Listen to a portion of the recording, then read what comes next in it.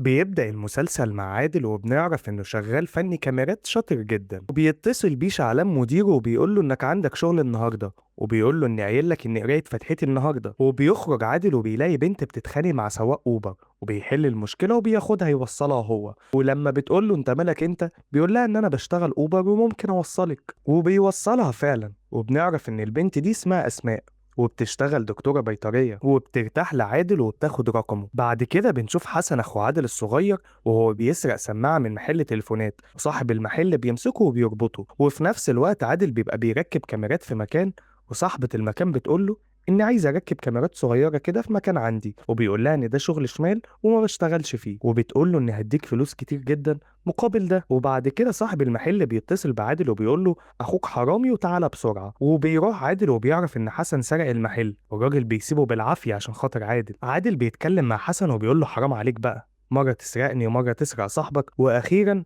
بتسرق محل. حسن بيقول له ان انا مش بحس بنفسي وانا بعمل كده، واني مش هعمل كده تاني. بعد كده عادل بيروح عشان يقرا فتحته، وحماه بيساله على ابوه، بيقول له هو مات ازاي، وبيقول له مات وخلاص. فبيقول له اني سالت عليك وعرفت انه مات في السجن، واني مرضاش ان حفيدي جده يبقى رد سجون. عادل بيتكسر وبيسيبهم ويمشي، وبنشوف حسن وهو قاعد مع واحد صاحبه وبيقنعه انه يشتغل سواق توك توك، وان محدش هيعرف، واننا هنشتغل في الوقت بتاع المدرسة بتاع الصبح. وبعد كده عادل بيروح البيت وبيكذب على امه، وبيقول لها ان ابوها وافق وان كل حاجة مشيت حلو الحمد لله. وفي نفس الوقت فتحي صاحب البيت بيجي وبيقول لعادل ان بنته فرحها قريب، وانه عايز يطردهم من البيت، ولو عايزين يقعدوا يشتري منه الشقة بمليون وسبعمية ألف. عادل الدنيا بتضيق عليه، وبيقرر إنه يكلم الست اللي طلبت منه الشغل الشمال، وبيروح فعلا وبيركب لها الكاميرات في الشقة. وبعد كده عادل بيروح المحل وبيفتح يبص على الكاميرات، فبيلاقي الست دي ماسكة المسدس وخلصت على راجل وست. وبيجري عادل على البيت بسرعة عشان يشيل الكاميرات، عشان ممكن رجله تيجي في الموضوع. وهو بيلم الكاميرات بيظهر له المحامي زكي غانم، وبيقول له ها، لميت حاجتك يا عادل؟ عادل بيتصدم من وجوده وبيقول له انت مين؟ قال له انا اللي جاي الم الحاجه، ويا ريت تديني الكاميرات، ولو عندك نسخه على موبايلك احسن لك. وشكل كده عادل اتلط في حوار كبير قوي.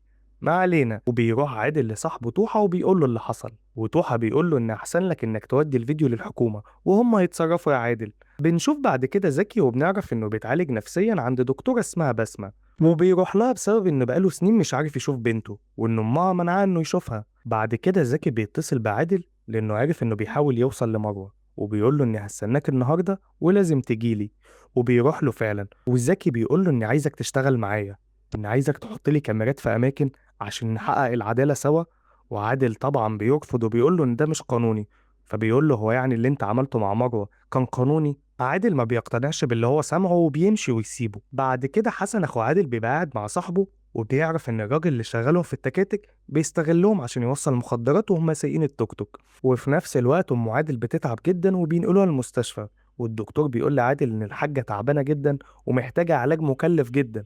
عادل ساعتها بيبقى مش عارف يعمل ايه. بعد كده عادل بيروح محل دهب عشان يركب كاميرات فيه، واخوه بيجيله وبيسرق حاجه اثناء ما عادل شغال. وصاحب المحل طبعا بيشك في عادل وبيطلب له البوليس. وهو في النيابه زكي بيروح له بيقول له ان انا اللي وقعتك في الحوار ده كله.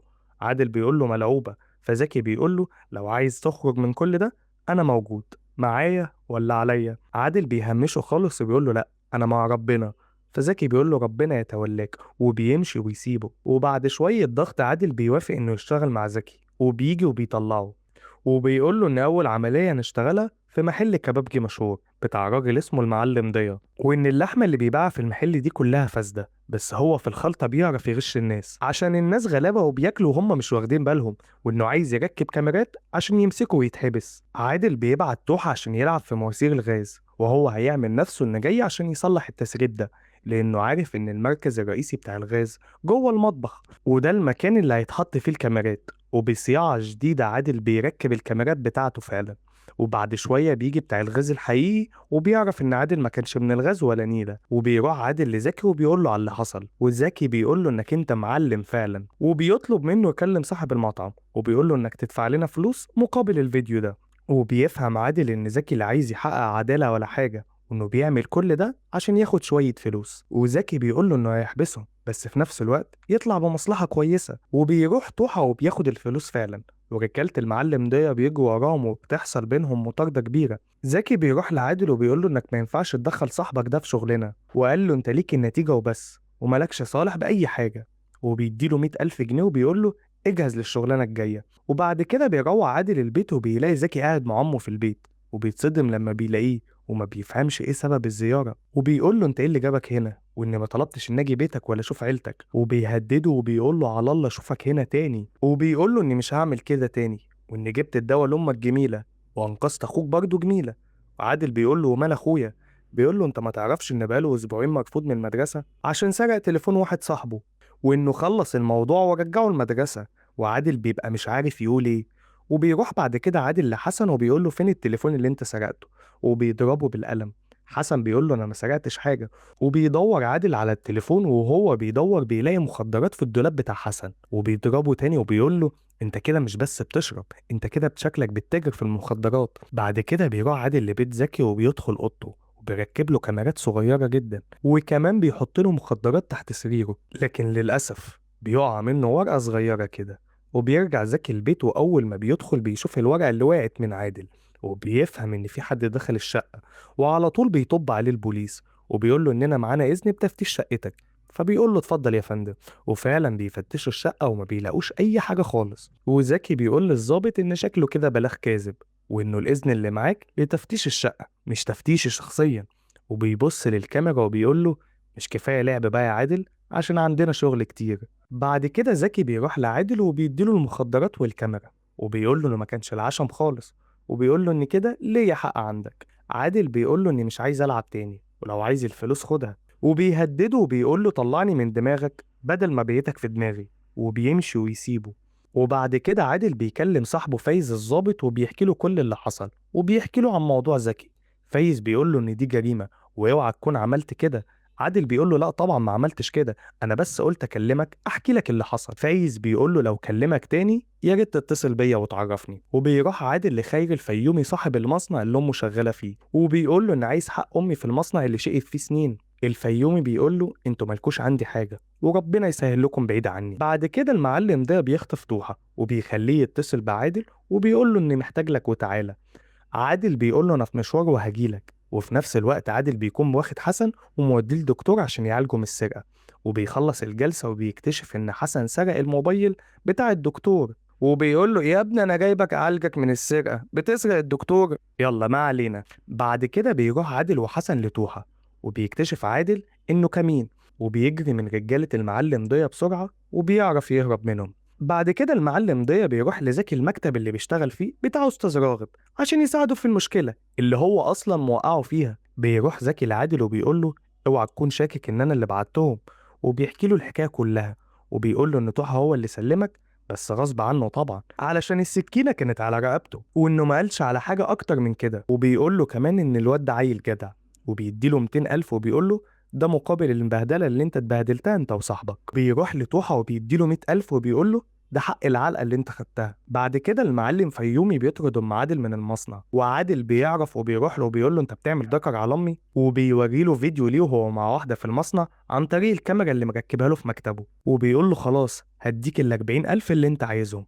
عادل قال له لا، انا عايز الضعف، وكمان تروح تعتذر لامي قدام المصنع كله. وفعلا الفيومي بيعمل كده وبيعتذر لأم عادل قدام المصنع كله. بعد كده زكي بيعرف إن عادل سلم فيديوهات ضيا للنيابة، وبيتقبض عليه وبيتشمع له 4 محلات كمان. وبيرجع عادل البيت وبيلاقي الفلوس بتاعته كلها اتسرقت، وكمان مش لاقي حسن في البيت. وبينزل يقلب عليه الدنيا، وبعد شوية بيعرف إنه في البيت. ولما بيواجهوا بعض حسن بيقول له إني سرقت الفلوس، والله أعلم أنت جايب الفلوس دي منين، وأكيد سارقها، وكده يبقى حرامي سرق حرامي. عادل بيضربه وبيقول له مين اللي خد الفلوس. بيقول له ان الفلوس بتاعتك عند المعلم عطوة، خدها مكان المخدرات اللي معاك. وعادل بيروح للمعلم عطوة بيقول له خد حاجتك ورجع لي فلوسي. عطوة بيقول له انا خلاص خدت حقي وانك مالكش عندي حاجة. وبيقول له ان مضي اخوك على وصلات امانة واحمد ربنا اني ما حبستوش. وبيروح عادل للمعلم رجب اللي بيشتغل مع عطوة وبيعمل معاه اتفاق، وبيقول له انت تجيب لي حاجتي من عطوة وتلبسها لحد تاني، والبضاعة اللي معايا خدها بيعة وتبقى كبير وتبقى المعلم رجب. وبيحصل كده فعلا، وبيتقابلوا عشان يسلموا ويستلموا، وبياخدوا البضاعة ومش بيرضوا يديله الفلوس، لكن توحة بيظهر وبيقول له إننا صورناك فيديو وعلى الله تقول للمعلم بتاعك، وبيعلموا عليه. وبعد كده بيروح لزكي، وزكي بيقول له إننا عندنا عملية جديدة مع راجل اسمه أيمن الأسيوطي، وإن الراجل ده بيتاجر في الآثار، لكن طبعا من الباطن، لكن الظاهر إنه بيشتغل في العربيات، وإننا عايزين نروح نحط له كاميرات في المعرض بتاعه عشان نمسكه متلبس. وعادل بيقول له إن أنا عندي خطة صايعة للموضوع ده، وعادل بيروح فعلا وبيقدر يتحكم في كل الكاميرات كلها. زكي بيقول له أنت إزاي ركبت كل الكاميرات دي؟ بيقول له إني ما ركبتش أي حاجة، أنا بس قدرت أركب كل الكاميرات بتاعة المعرض. وساعة لحظة التسليم أيمن بيقفل الكاميرا اللي بيسلموا فيها البضاعة، وبيجهز عادل الخطة البديلة، وبيروح المعرض بالليل بعد ما كل الناس مشيت، لكن بغلطة صغيرة جرس الإنذار بيضرب، والأمن بيطلع يجري وراهم وبيضرب زكي بالنار وبيتصاب. عادل بيجري بيه وبيوديه لأسماء عشان تعالجه من اللي هو فيه، وأسماء بتقول له أنا عايز أفهم فيه إيه، وإن أكيد في حاجة غلط، وبيكذب عليها وبيقول لها إن دي خناقة بسيطة حصلت. أسماء بتزعق له وبتقول له أنا مش عايز أتورط في أي حاجة. وبعد كده عادل بياخد زكي على بيته، وزكي بيشكره جدا على اللي حصل وبيقول له إنك بقيت زي ابني خلاص. بعد كده عادل بيبعت لافلي وبيركب كاميرا في معرض أيمن الأسيوطي، وبيعملوا له فيديو يجيب له تأبيدة. وفي نفس الوقت عادل بيروح لأسماء وبيحكي لها على كل حاجة وعلى شغله مع زكي، وبتقول له إن هطلع على التيك توك وهفضح كل الناس الشمال دي، وبيقول لها إن ده ما ينفعش يحصل، أو على الأقل لازم أقول لعم زكي الأول. وبيروح له وبيقول له أسماء عايزة تشتغل معانا، وزكي بيتعصب وبيرفض وبيقول له لأ طبعا. وبعد إقناع كبير من عادل، زكي بيوافق يشغل أسماء معاهم. وبيروح زكي للدكتور اللي بيتعالج معاه، وبيقابل الدكتورة النفسية اللي بتعالجه، وبتقول له أنا باجي هنا عشان أتابع عشان عندي مشاكل في القلب. وبيدخل زكي للدكتور وبيقول له أنا هتكفل بكل حاجة لبسمة. ولما الدكتور بيقول له ليه بس، بيقول له لأن دي تبقى بسمة زكي غانم، بنت يا دكتور. وبعد كده بيروح أيمن الأسيوطي لراغب المحامي وبيقعد يتكلم معاه هو وزكي، وبيقولوا له إن أنسب حل إنك تسيب البلد. وبينزل فعلا عشان يسافر، بس زكي بيبقى مجهز له الكمين وهو البوليس، وبيتقبض عليه بالفيديوهات اللي عادل صورها له. وبعد كده زكي بيروح المستشفى وبيلاقي بسمة معاه أمها اللي هي طليقته، وبتعرفهم على بعض وبيبقوا الاتنين مصدومين ومش عارفين يتكلموا. بعد كده زكي بيروح المكتب وبيقعد مع راغب، وراغب بيقول له أنا حاسس إن في حد في مكتبنا هو اللي بيحبس العملاء بتوعنا. زكي بيبقى متوتر وبيبقى مش عارف يتكلم. بعد كده عادل بيروح مكتب شهاب الصفطاوي وبيقول لهم إن عايز أشتغل IT، وبيتعين فعلا في المكتب. ومن أول يوم بيعرف إن عم رمضان هو اللي معاه المفتاح بتاع المكتب، وبياخده فعلا وبيدخل أوضة شهاب. بس بتحصل حاجة بتوقع قلب عادل، بس بيمشي وما بياخدش باله إن عادل جوه، وبيقدر يحط الكاميرا جوه مكتب شهاب وبيسجل له وبيبعت لزكي، لكن زكي بيقول له إن مش ده اللي أنا مستنيه. بعد كده عادل بيبقى عامل عيد ميلاد لأمه، وزكي بيجي وبيقول له إن الفيديو ده مش كفاية، شهاب ده محتاج كذا فيديو عشان يقع. وبنفهم إن في مشاكل قديمة بين زكي وشهاب، وعادل بيقول له أنا ماليش دعوة بمشاكلك معاه. وأثناء الكلام ده أم عادل وقعت من طولها ونقلوها المستشفى، وبيروحوا على المستشفى وزكي بيقول لعادل إن أنا هدفع الفلوس المستشفى. عادل بيتعصب عليه وبيقول له أنت مش واصي عليا، أنا معايا فلوس ومش عايز منك حاجة. بيقول له يا عادل أنت زي ابني. عادل بيتعصب وبيقول له أنا مش ابنك. زكي طبعا بيتضايق وبيقول له ماشي، من هنا ورايح مش همشيها ابن وأب، همشيها مصالح وشغل. وبيمشي ويسيبه، وبيروح زكي بيته وبيلاقي شهاب في بيته مستنيه، وبيقول له كفارة ما عرفتش انك خرجت من السجن. فبيقول له خير يا شهاب. قال له اسمي شهاب بيه. وبيقول له انا عارف كل اللي بتعمله، وعارف انك عمال تدور ورايا ومش عايز تنسى اللي فات. زكي بيقول له ان اللي فات ده ما يتنسيش. بعد كده عادل بيفتح اللابتوب وبيقعد يراقب الكاميرات، وبيكتشف ان مريم بتعمل حاجة مش مظبوطة، وكمان وقعت الكاميرا من مكانها بالغلط. فبيروح لها عادل البيت وبتقول له انت عرفت عنواني منين، وبيوريها الفيديو اللي هي ظاهرة فيه، وبتقول له ان اللي حصل ده مش هيعدي. قال لها كله هيعدي زي ما انت خدتي حاجات من المكتب، ما جاتش على دي يعني. وبيخليها تدخل أوضة شهاب عشان ترجع الكاميرا زي ما كانت، وفعلا بتوافق وبتسمع الكلام. عادل بيروح شغله وبيكتشف مصيبة، إن زكي ساب المكتب اللي كان فيه ونزل يشتغل مع شهاب، وبقوا هما الاتنين شغالين في نفس المكان. وشهاب بيتبعت له فيديو وهو قاعد بيتكلم مع مريم على شحنة الأدوية الفاسدة، وبيعرف إن في حد كان بيراقبه. وبيروح لعادل وبيقول له أنا عايز أشوف تسجيلات الكاميرات الفترة اللي فاتت، وبيشوف فيديو لمريم وهي داخلة المكتب بتاعه. وبيروح شهاب لمريم وبيقول لها أنا عايز أعرف دخلتي مكتبي ليه. ومريم بتشتغل وبتضحك عليه وهو بيصدقها. وبعد كده بيتصلوا بشهاب عشان ياخدوا منه فلوس مقابل ان الفيديو ده ما ينزلش على النت، وبيوافق وبيروحوا فعلا ياخدوا الفلوس، وبتحصل مطاردة كبيرة والفلوس بتقع منهم. حسن بيتصدم ان الفلوس كلها ضاعت، ولسه بيفوق من الصدمة بيتضرب القلم التاني وهو ان امه ماتت. وبتيجي مريم عشان تعزيه، فبتقع عليها كوباية قهوة، فبتقول لهم انا عايز ادخل اغسل ايدي، وهي في الحمام بتكتشف مصيبة. وبتجري بعدها وبتروح لشهاب وبتقول له انا مستقيلة. ولما بيقول لها ليه، بتقول له ان ام عادل ماتت بسبب الدواء الفاسد اللي امه خدته، اللي شهاب اصلا سبب في انتشاره. وبتمشي وتسيبه. بيروح شهاب لعادل البيت عشان يعزيه، وبيعرف من حسن اخوه ان زكي قاعد فوق مع عادل، وانه يعرفوا بعض من بدري. وكمان بيشوف الخوذة، وبيفهم ان عادل وزكي كانوا متفقين عليه. وبيديله فلوس وبيقول له ادي لاخوك دول، وقول له دول بدل اللي طاروا. عادل بيتصدم وبيروح لزكي وبيقول له ان شهاب كشفنا، وبيقول له انت لازم تقول لي ايه اللي بينك وبين شهاب. زكي بيقول له ان اللي بيني وبينه كبير قوي، وبيبص على بنته، وبنعرف انه زمان كان عنده مكتب محاماة وشهاب كان شغال عنده، وان في شركة كبيرة نزلت ادوية فاسدة للصيدليات والمستشفيات، ولما طلبوا منه يدافع عنهم رفض. ساعتها شهاب قال له دي ما فيهاش حاجة يا ريس، فطرده من المكتب. شهاب اتفق مع الشركة على زكي ولبسوه قضية مخدرات وكمان قضية دعارة. اللي وجع زكي إن مراته صدقت كل اللي اتقال عنه من غير ما تديله فرصة إنه يدافع عن نفسه. عادل بيتصدم من اللي بيسمعه وبيقول له إن معاك لحد ما نجيب حقك يا عم زكي. بعد كده شهاب بيروح لبسمة عشان يقول لها على الحقيقة ويفضح زكي، وفي نفس الوقت عادل بيبقى موجود في المستشفى وبيجري على زكي يقول له. زكي بيقول له إنه أكيد عمل كده وراح لها عشان يفضحني. وبيجري زكي عشان يروح لها، بيلاقي بسمة في وشه وهي عارفة كل حاجة، وبيقول لها أنا حاولت أقرب لك عشان أمهد لك وأقول لك إن أبوكي. بسمة بتقول له أنت مش أبويا وعمرك ما هتكون أبويا، وبتمشي وتسيبه.